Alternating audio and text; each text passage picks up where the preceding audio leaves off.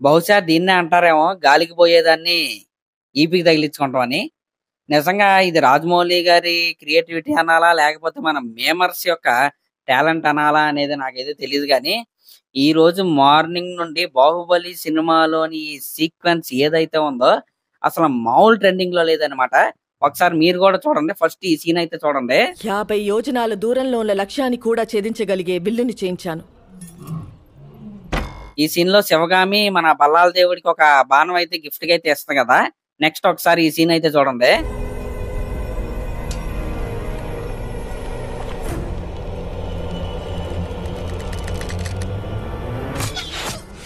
చూసారుగా ఆవిడ ఆ బాణం ఇచ్చేటప్పుడు డైలాగ్ కూడా చెప్పిద్ది. 50 యోజనాలు దూరంలో ఉన్నా సరే ఇదైతే చాలా బాగా గురైతే కొట్టిద్దని.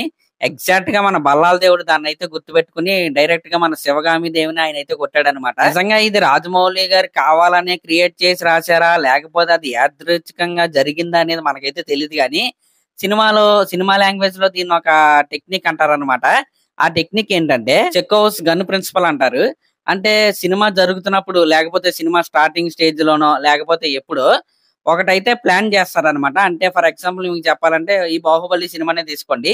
ఈవిడ బాణం గురించి అయితే చెప్పింది కదా! దాని పే ఆఫ్ ఏదైతే ఉందో అది ఆవిడ చెప్పింది దాని ఇంట్రడక్షన్ అనుకోండి. దాని పే ఆఫ్ అనేది సినిమాలో ఖచ్చితంగా జరిగిద్దనమాట. అదే మనం 'శివగామి' గారి డెత్ సీన్ అనుకోవచ్చు. ఇంకొక సినిమా గనక మనం చూసుకుంటే 'అతడు' సినిమా. ఇది అందరికీ తెలిసిన ఎగ్జాంపులే. 'అతడు' సినిమాలో గన్‌లో బుల్లెట్ గురించి అయితే నాజర్ గారు, మహేష్ బాబు గారికి అయితే ఎక్స్‌ప్లెయిన్ చేస్తా ఉంటాడు. ఒక గోలీ అయితే లోపల ఒక రాయి అయితే ఇరుక్కుపోయి బుల్లెట్ వెనక్కొచ్చిందని దాన్ని ప్లాన్ చేశారు కదా ఫస్ట్ హాఫ్ లో. క్లైమాక్స్ లో అదైతే దానికి పే ఆఫ్ అయితే వస్తదనమాట. దీన్ని చెకోవ్స్ గన్ ప్రిన్సిపల్ అంటారు. ఇదైతే 'బాహుబలిలో' మరి కావాలని వాడారా? లేకపోతే అలా జరిగిందా అనేది మనకైతే తెలియదు కానీ పర్ఫెక్ట్ పే ఆఫ్ అయితే ఈ సినిమాలో అయితే జరిగింది. అంటే సినిమా రిలీజ్ అయిన ఇన్ని సంవత్సరాల తర్వాత ఈ సీన్ అయితే డీకోడ్ అయితే చేశారనమాట.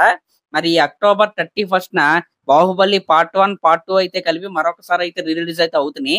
మరి దాంట్లో కొన్ని కొత్త సీన్లు ఏమన్నా యాడ్ చేస్తారా? లేకపోతే ఉన్నవేమన్నా తీసేస్తారా? అనేది మనం వెయిట్ చేసి అయితే చూడాలి. ఖచ్చితంగా సాంగ్స్ అయితే లేపేస్తారు. మరి మిగతా సినిమాలో ఏమేం సీన్స్ లేపేస్తారు?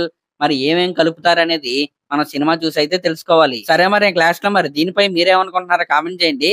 అలాగే మన ఛానల్ గనక ఫస్ట్ టైం చూస్తున్నట్లయితే ఖచ్చితంగా సబ్స్క్రైబ్ చేసుకోండి.